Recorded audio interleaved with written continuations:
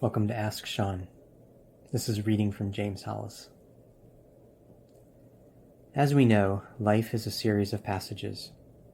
In every passage there is a death of some sort. The death of naïveté, the death of a dependency, the death of an understanding of self and world. And after that death, there is often a terrible in-between, sometimes lasting years. Our ego understandably does not cotton to the idea of anything dying.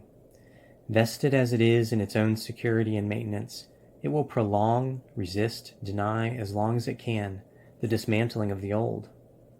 The terrible in-between is what often brings people into therapy, for they feel very much alone and ineffective in restoring the former sovereignty of the ego.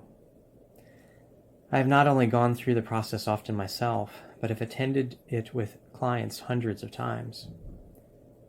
The good news and the bad news are both the same. We are asked to die. Only through this death can our natural creativity enact its developmental plan. It sounds easy in theory, but not so cheery to go through.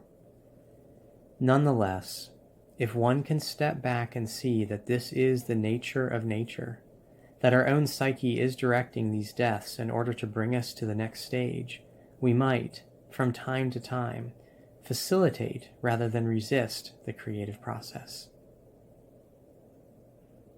Until next time, peace be with you.